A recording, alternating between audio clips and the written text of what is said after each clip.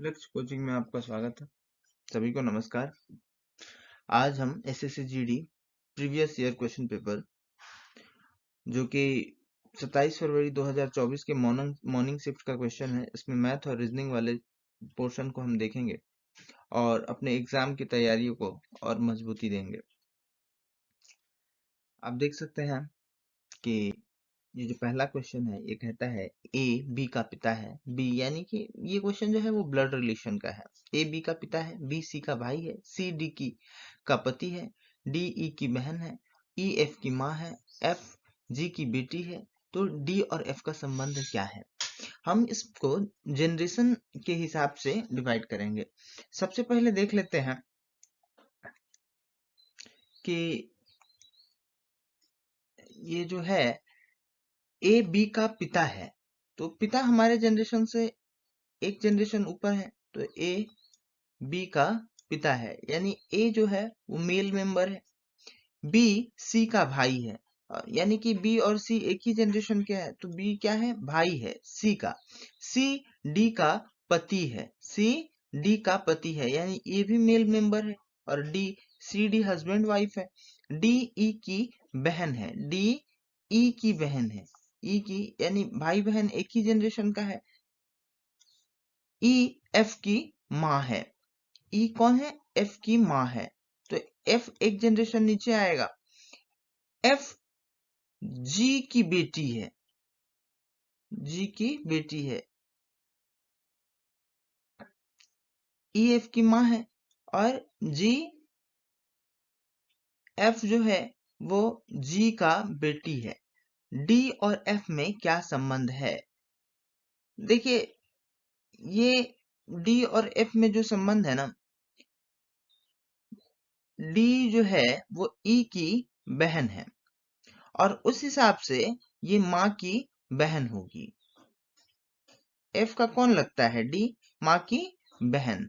तो यानी कि ऑप्शन नंबर 2 जो है वो करेक्ट है। टाइम बहुत ज्यादा लग रहा है। एक निश्चित कूट भाषा में योंग को क्या लिखा जाता है? 2 5 7 9 6। और उसी भाषा में उड को क्या लिखा जाता है? 8 0 5 3 2। और कैंडी को क्या लिखा जाता है? कैंडी को 4 9 1 6 3। आपसे पूछ रखा है कि y के लिए कौन सा नंबर आया हुआ है। अब इसमें भी कैंडी में और योंग में अगर हम देखें तो y ही सिर्फ कॉमन दिख रहा है ना, y ही सिर्फ कॉमन दिख रहा है। 4 9 1 6 3 और इसमें भी 9 कॉमन है। इसका मतलब है y के लिए क्या आया है? 9 आया है।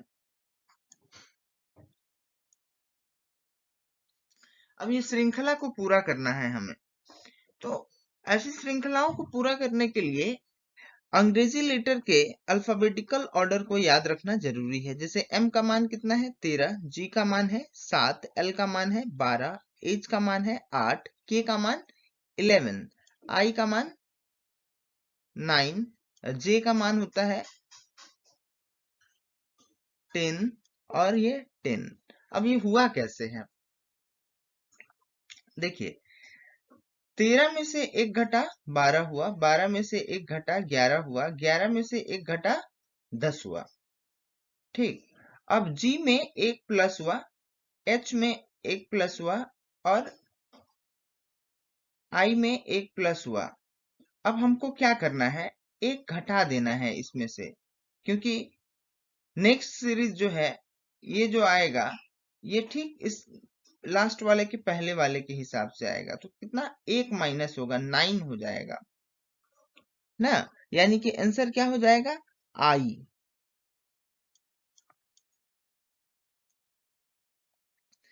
किसी निश्चित कूट भाषा में होस्ट को HOST होस्ट को क्या लिखा जाता है?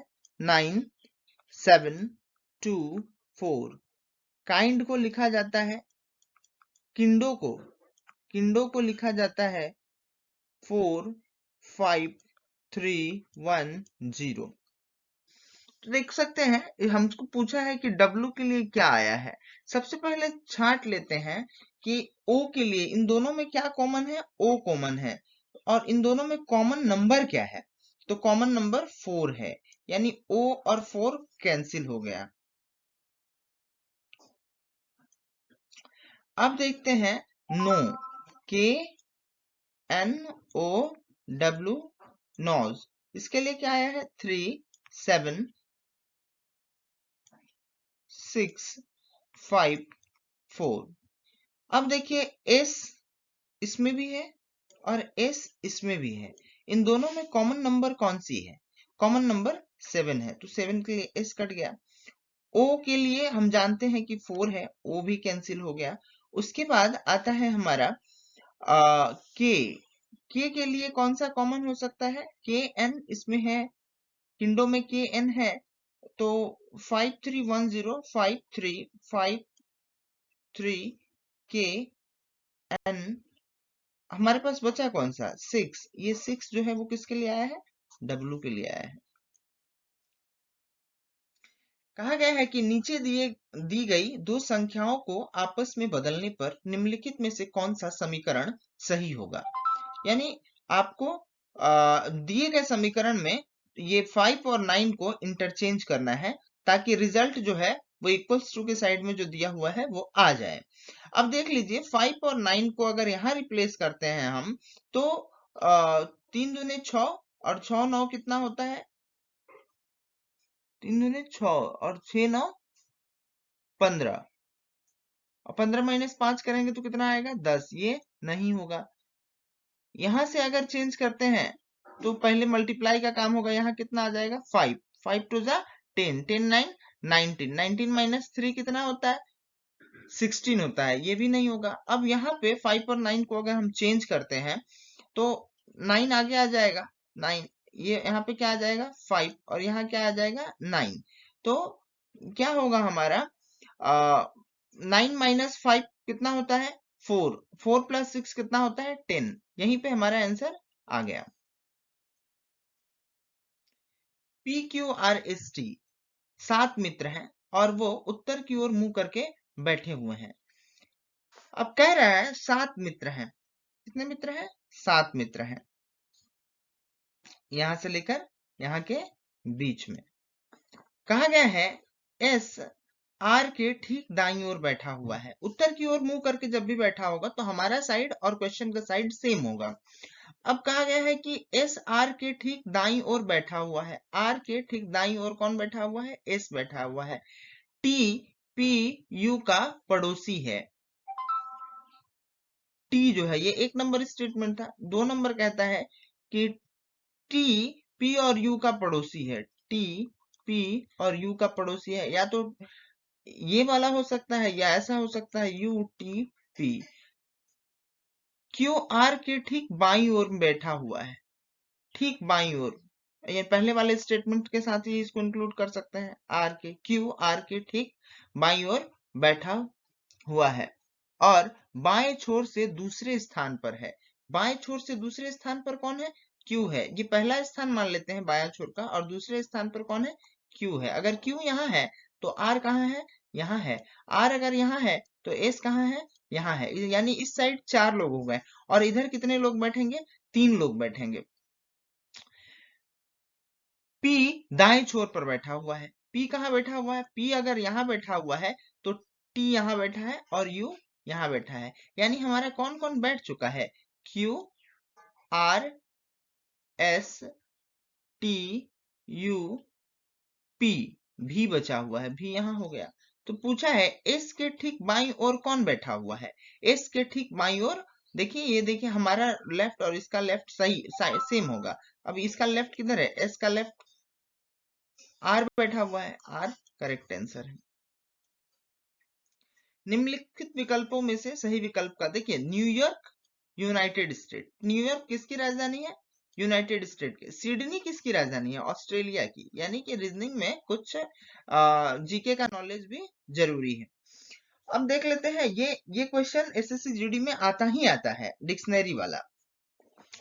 कहा गया है दिए गए शब्दों को अंग्रेजी वर्णमाला के क्रम में व्यवस्थित कीजिए। यानी जब हम डिक्शनरी खोलेंगे तो हमें कौन सा वर्ड पहले मिलेगा। देखिए सारे का स्टार्टिंग क्या है, आर से है, तो इसको लेके तो डिफरेंस हो नहीं सकता है। दूसरा लेटर कौन सा है, ई है, यानी ये भी सेम है, ई भी सेम है। अब बचा कौन, S P A G L. तो सबसे पहले डिक्शनरी में कौन आएगा, आर ई ए, ए सबसे पहले क्या आएगा, ए, यानी एक नंबर में कौन आएगा, 3 नंबर का। 2 नंबर में कौन आएगा, ए के बाद क्या आता है, जी आता है या एल आता है, सर जी आता है। 2 नंबर में कौन आएगा, 4 नंबर वाला। 3 नंबर में कौन आएगा, L, R E L, 5 number. 6 number में कौन सा आएगा, 4 नंबर में कौन सा आएगा, तो 4 नंबर में एस पहले आता है या पी पहले आता है, ये देख लीजिए, पी पहले आता है, तो 4 नंबर में दूसरा, और 5वें नंबर पे पहला आएगा। तो ये देखिए 3 4 5 2 1 का सीक्वेंस बनेगा इसका। यहां देखते हैं, इसमें कुछ सिंबल दिए हुए हैं और आपको समझना है कि सिंबल के प्लेस को हम किस न्यूमेरिकल सिंबल से चेंज करेंगे ताकि इक्वेशन जो है इस हिसाब से आ जाए हमारा। देखिए ये इक्वेशन को बनाने के लिए सबसे ज्यादा जरूरी है प्रैक्टिस की। अब प्रैक्टिस नहीं करेंगे तो समझ में आएगा नहीं। देखिए इस सिंबल के जगह इनटू का सिंबल दे दीजिए, यहाँ माइनस और यहाँ माइनस अगर करते हैं हम, तो 15 6 90, और इधर 65 60 माइनस 35 कितना होता है, ये माइनस है और ये प्लस 25, तो कितना हो जाएगा हमारा 5 एंड 2 65। यहाँ भी अगर सेम चीज करते हैं, इसको मल्टीप्लाई करते हैं, यहाँ माइनस का सिंबल और यहाँ माइनस का सिंबल, तो मल्टीप्लाई करेंगे तो 42 हो जाएगा, 7 6 42, माइनस 40 में से 30 माइनस होगा, कितना बचेगा 10, 10 क्या में, प्लस में, यानी कि -32। तो यहाँ भी सेम माइनस माइनस, 5 6 30 माइनस में आया, और यहाँ 90 में से 80, 90 में से 10 को जब घटाएंगे तो +80 आएगा, यानी माइनस करेंगे तो कितना आएगा हमारा 50, और यही है आंसर। इसके लिए प्रैक्टिस चाहिए। अब यहाँ पे देखिए, निम्नलिखित विकल्पों में से उस विकल्प का चयन कीजिए जो 5वें अक्षर समूह से ठीक उसी प्रकार संबंधित है जिस प्रकार चौथा अक्षर समूह तीसरे अक्षर समूह से संबंधित है और दूसरा अक्षर समूह पहले अक्षर समूह से संबंधित है। अब देख लीजिए, यहाँ पी आई जी है और दिया हुआ क्या है, O Q H J F H. कैसे, तो पी से पहले क्या आता है, ओ ना, और उसके बाद पी के बाद क्या आता है, क्यू, ये आया। अच्छा, आई से पहले क्या आता है, एच, और आई के बाद क्या आता है, जे, जी के पहले क्या आता है, एफ, और जी के बाद क्या आता है, एच। यानी कि ये जो P है इसके पहले और बाद के लेटर को लिखा गया है। उसी तरह से LED का पूछा है, तो K, ये क्या है, K हो गया।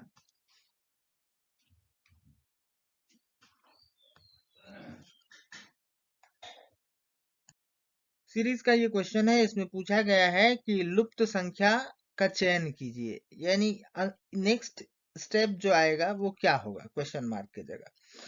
तो सीरीज जो होता है वो पूरी तरह से अभ्यास पर निर्भर करता है, आपका दिमाग कितना जल्दी उस बात को समझ जाता है कि क्या लॉजिक दिया गया है। तो यहाँ अगर हम देखें तो 5 के बाद 34 है, घटा है, तो घटने के क्रम में या तो प्लस होगा या तो माइनस होगा या तो इंटू होगा या तो डिवाइड होगा।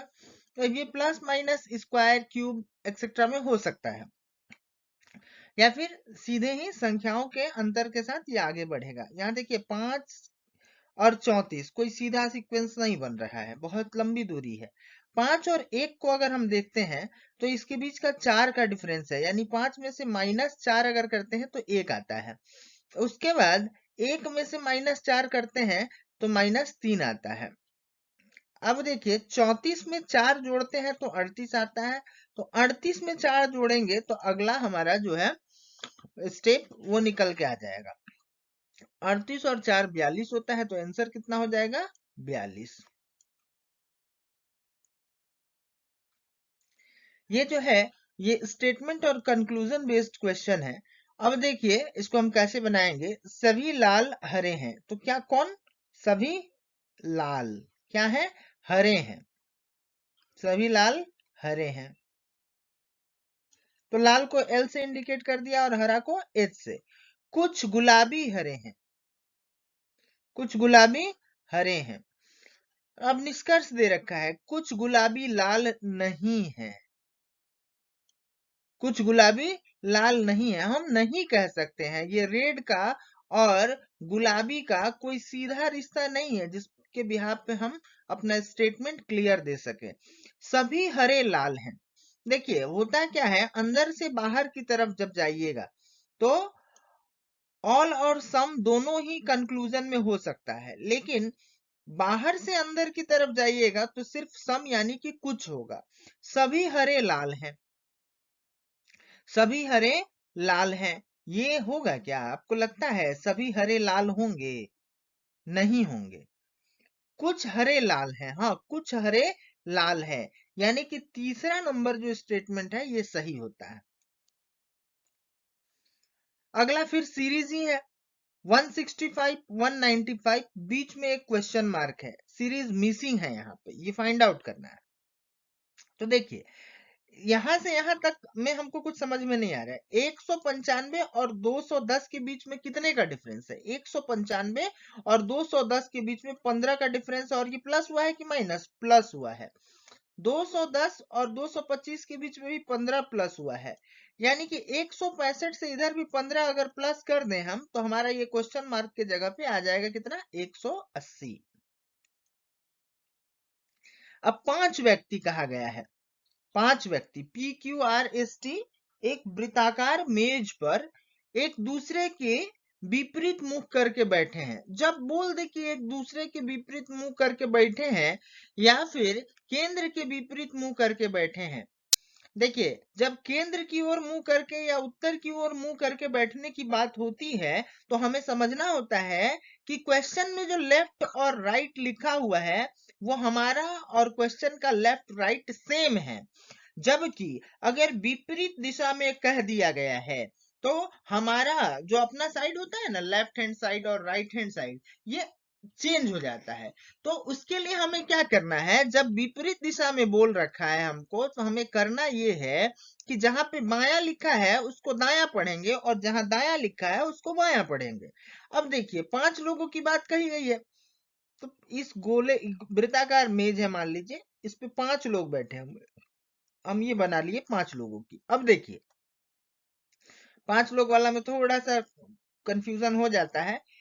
आरपी के ठीक बाईं ओर बैठा हुआ है, तो हम अपने हिसाब से बैठाएंगे क्योंकि विपरीत बोला है, तो बाया को हम दाया पढ़ेंगे। आर पी के दाया बैठा हुआ है, बैठा दिए आर पी के दाया।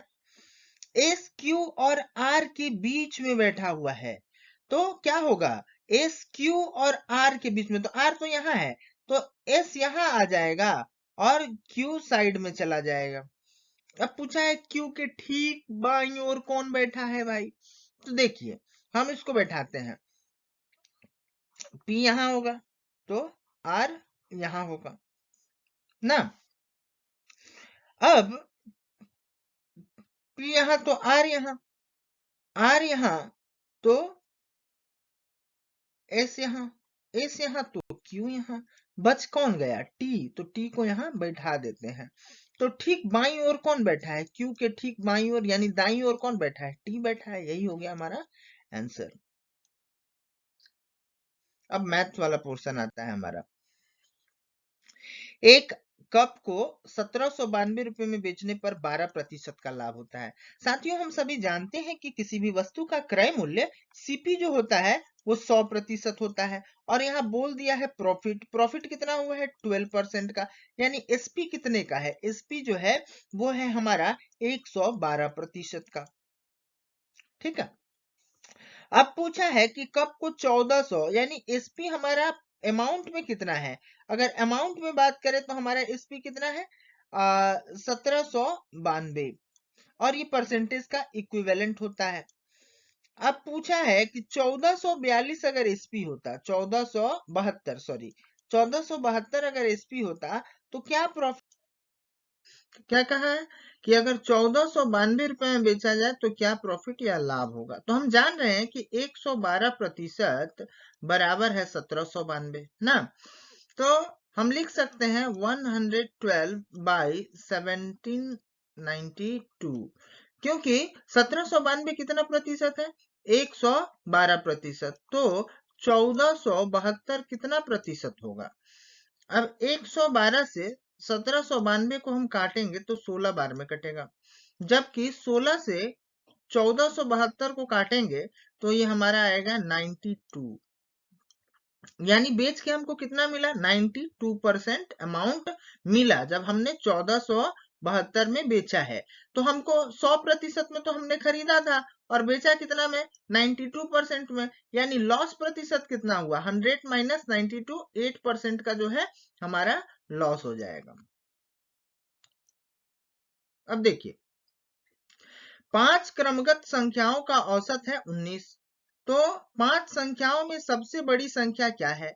साथियों, हम देख लीजिए, हम जानते हैं कि 5 संख्याएं हैं, तो औसत जो होता है वो बीच वाला होता है ना। ये मान लीजिए 1, 2, 3, 4 और 5 संख्याएं हैं, तो ये 3 नंबर पे जो है वो 19 है इसका औसत। यानी 5 संख्याओं का औसत कितना है? 19 है। और बोला गया है क्रमगत संख्या, यानी एक कम एक ज्यादा, एक से शुरू होगा तो अंत में कितना हो जाएगा? सबसे बड़ी संख्या। इसमें आपको कितना जोड़ना है? 2 जोड़ देना है, क्योंकि 19, 20, 21, तो इसका सही आंसर क्या हो जाएगा? 21। कैसे किया साथियों?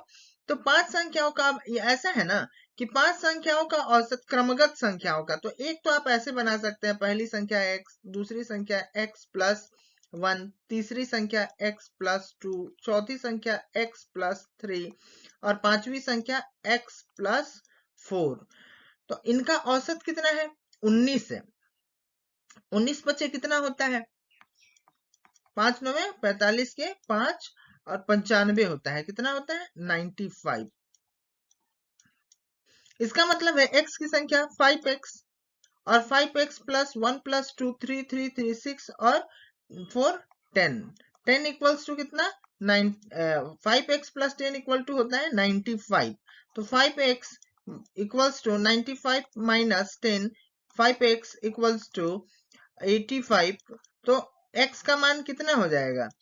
13 25 17, 17 आ जाएगा। यानी सबसे छोटी संख्या कितनी होगी? 17। तो सबसे बड़ी संख्या कितनी होगी? 17 प्लस 4 कितनी? 21। इसको हम ऐसे बना सकते हैं एकदम आसानी से कि 5 संख्याओं का औसत कितना है? 19। यानी 5 संख्याओं के बीच वाली संख्या तीसरी संख्या होगी, और उधर 2 जोड़ देंगे अगर इसमें, तो 21 आंसर आ जाएगा। अब देखिए, ये सवाल पूछ रखा है कि किसी धनराशि पर साधारण ब्याज जो है, प्रश्न क्या कहता है? किसी धनराशि पर प्राप्त साधारण ब्याज उस धनराशि का 81/100 है। वर्षों की संख्या और दर यदि समान है, वर्षों की संख्या और दर यदि बराबर है, तो वार्षिक ब्याज दर क्या है? देखिए साथियों, ये आप लोगों ने सबने देखा होगा कि इसमें पहले पी लिखते हैं, आर टी साधारण ब्याज है इसीलिए एसआई होगा। कहा गया है कि ये 81/100 कहने का मतलब है कि 100 रुपया पे ब्याज कितना मिल जाता है? 81 रुपया। अब देखिए यहाँ पे अगर मान लेते हैं कि मूलधन 100 है और ब्याज हमको कितना मिल गया? 81 रुपीज ना। तो 100 रुपए में ब्याज कितना मिल गया? 81 रुपीज, यानी कितना परसेंट हो गया? ये 81% है। इसको बड़े आसानी से बनाया जा सकता है क्योंकि रेट और टाइम दोनों क्या है? इक्वल है। अगर रेट x है तो टाइम भी कितना है? x है। तो ये दोनों को मल्टीप्लाई करने से ही, रेट और टाइम को मल्टीप्लाई कर देने से एसआई परसेंटेज निकल जाता है कि कितना परसेंट एसआई मिलेगा। तो x² % इक्वल टू 81 होता है। तो चूंकि बोला गया है कि दर और समय दोनों समान है, तो इसका क्या कर देंगे? रूट कर देंगे x² का, और 81 का भी रूट कर देंगे तो 9 आ जाएगा।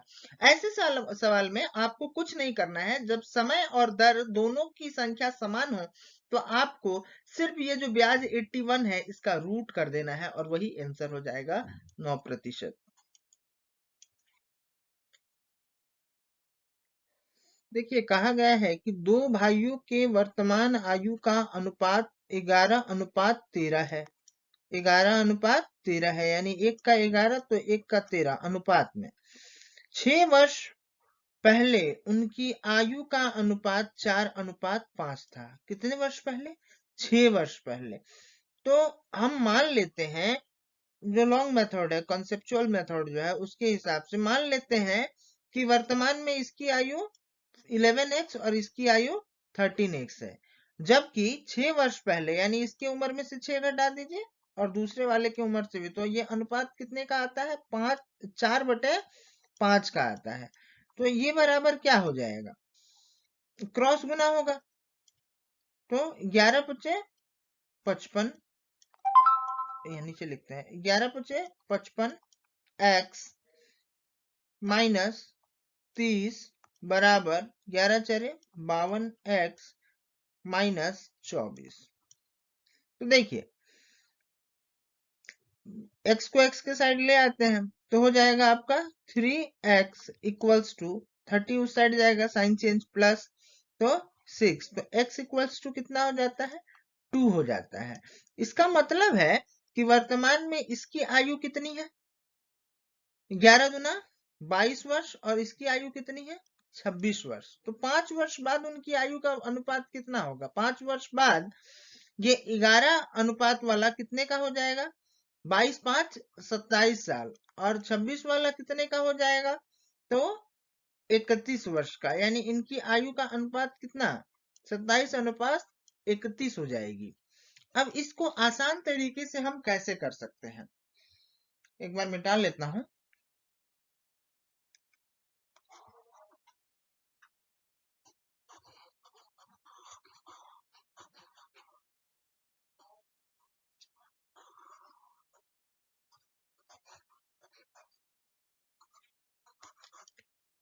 देखिए यहां देखिए आप 11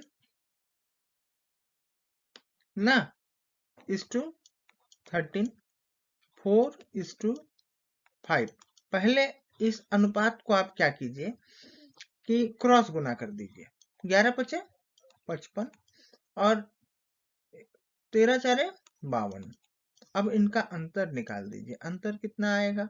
तो 3 आएगा।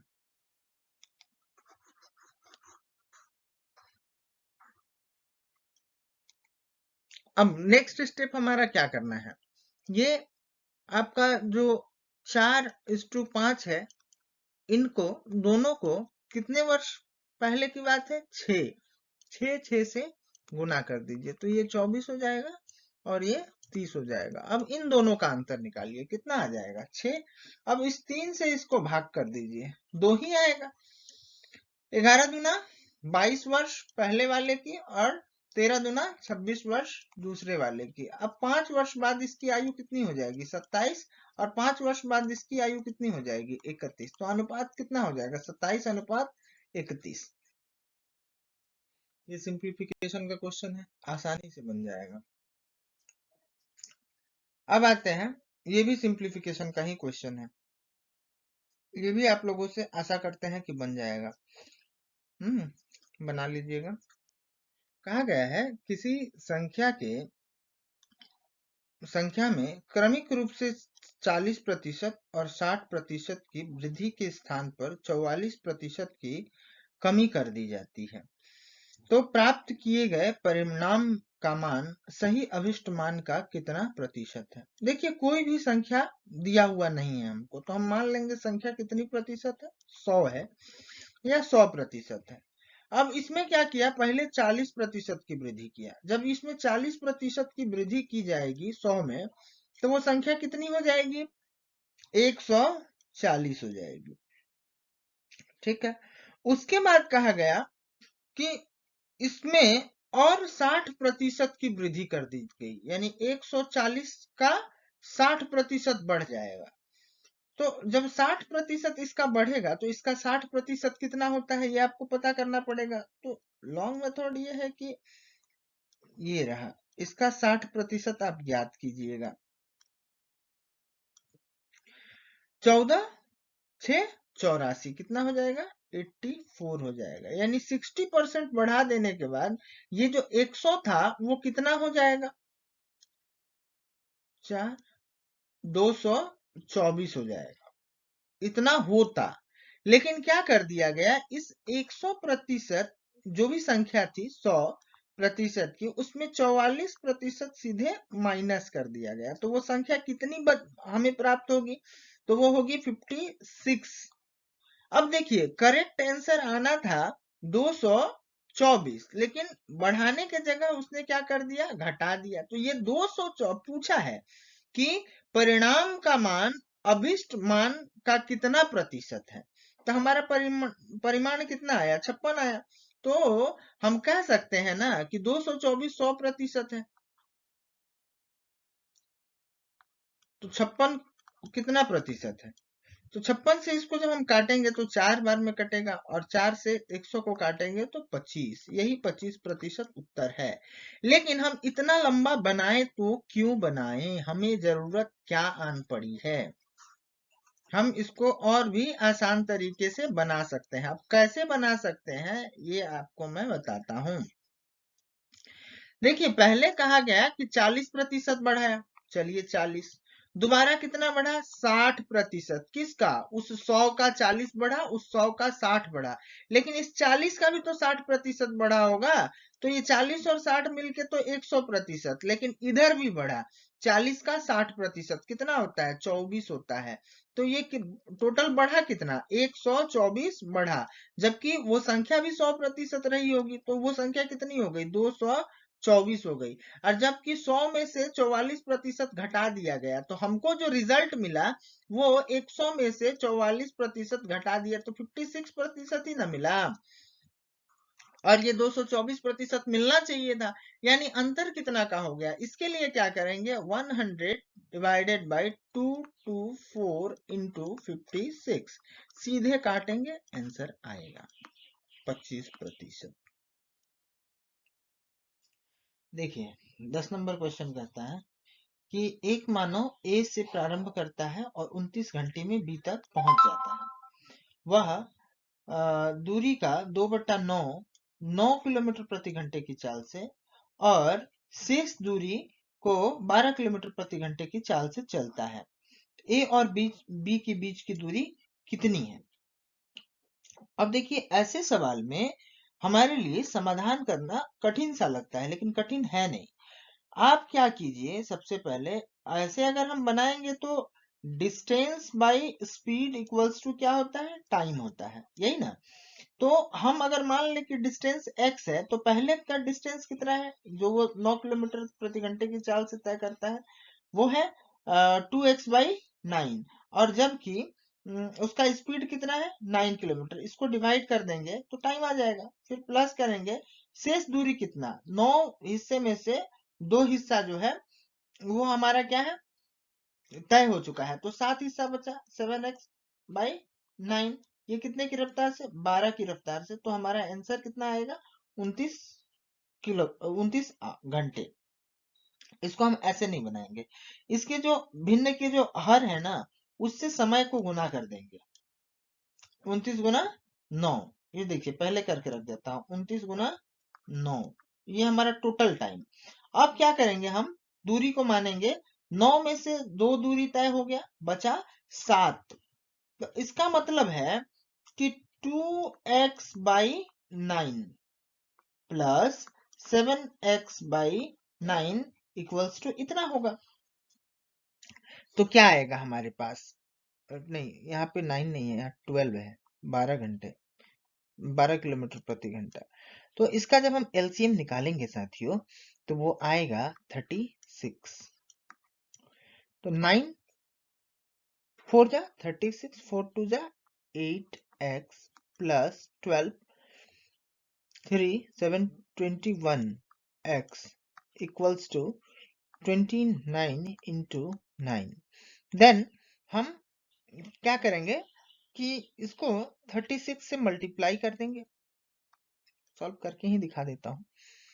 तो हो जाएगा 29x equal to 29 into 9 into 36।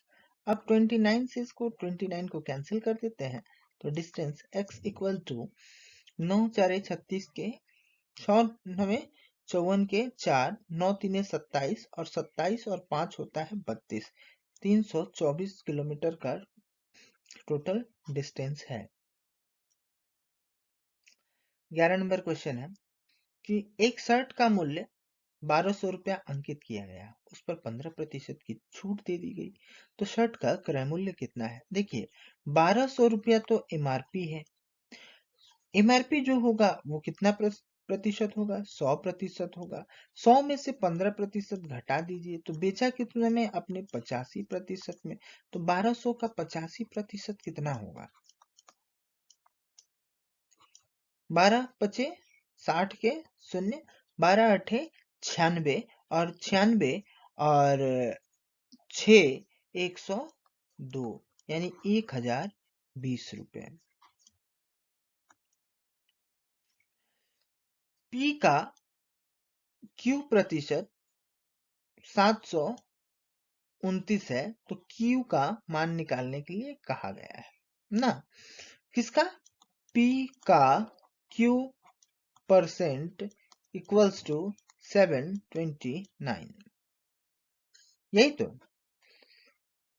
P का क्यू प्रतिशत 729 है, तो पी क्यू का मान कितना निकलेगा, कितना निकलेगा साथियों, 72900। अब देखिए इसका हम दो संख्याएं हैं, इसका हम क्या करेंगे कि रूट करेंगे। तो दो, इसका अगर हम रूट करते हैं तो हमारे पास कितना आएगा, 2 जीरो के बदले 1 जीरो, और 729 किसका रूट होता है, 27 का रूट होता है। ये होगा हमारा आंसर। 13 नंबर क्वेश्चन, एक आदमी 1 रुपए में 15 आम खरीदता है, 1 रुपए में कितने आम बेचने पर उसे 25% की हानि होगी। देखिए हमने पहले वीडियो में भी कहा है कि आम की जो संख्या खरीद वाली होगी ना, उसको हम विक्रय मूल्य मान लेंगे। क्या मान लेंगे, विक्रय मूल्य। अब कह रहा है कि 25% का लॉस होगा, यानी बेचा कितना में है वो। कोई भी सीपी जो होता है वो 100% होता है, तो सीपी अगर 100% था तो 25% का लॉस हो गया, यानी उसने कितने में बेच दिया, 75% में बेच दिया। और 75% बराबर कितना है, ये 15 75% है। इसका मतलब हम कह सकते हैं कि 15 कितने प्रतिशत के बराबर है, 75% के बराबर है। तो 100% बराबर कितना होगा, 15 पचे 75, और ये हो जाएगा आपका 20 सही आंसर। बनाने के सबके अलग अलग तरीके हैं। लॉन्ग मेथड से अगर हम बनाते चले, कुछ कुछ तो है जो आपको बिल्कुल समझ में नहीं आएगा, वो लॉन्ग मेथड से मैं बना दे रहा हूं। अब ये सिंप्लीफिकेशन का एक क्वेश्चन है, बोर्डमास का नियम को फॉलो करना है। अब बोर्डमास के नियम में सबसे पहले ऑफ का काम होता है, तो ऑफ का मतलब कितना क्या होता है, ऑफ का मतलब होता है गुना। अब पहले इसका काम कर लेंगे, 9 चारे कितना होता है 36 के 6, 9 दूने 18 और 21 हो गया। प्लस अब अंदर वाले का काम करेंगे, 7 दूना 14 और 14 -1 13 प्लस 9 22 डिवाइडेड बाई 22 तो कितना हो जाएगा 1 1 1 प्लस 216 तो 217 इसका सही आंसर है।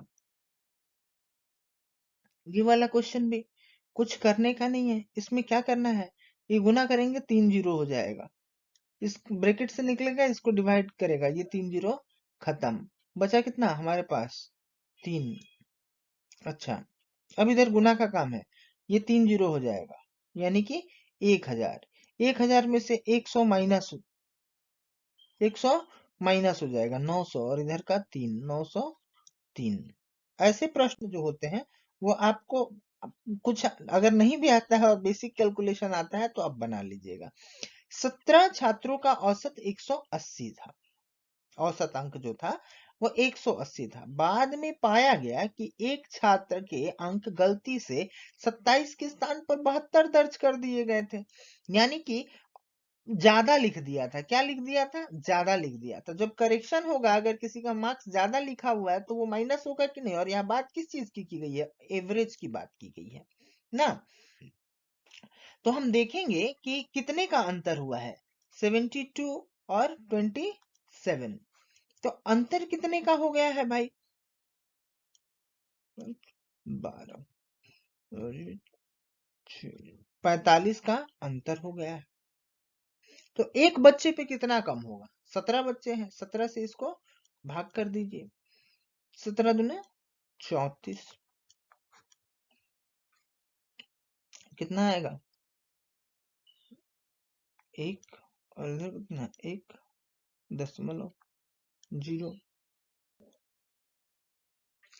डेसिमल बैठाना पड़ेगा, 11 था, डेसिमल बैठाएंगे 17 6 102, यानी कि सब में से कम 2.6 और भी जाएगा, यहाँ पे 8 आएगा तो यहाँ 1 जीरो बैठाते हैं, 17 4 68 यानी 64 मान लीजिए लगभग लगभग।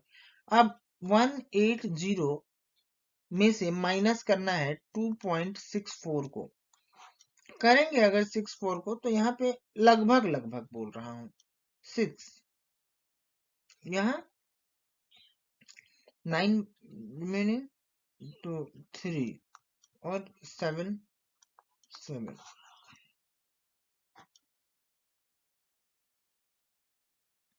कहा गया है कि अमित विनीत से 3 गुना अच्छा काम करता है।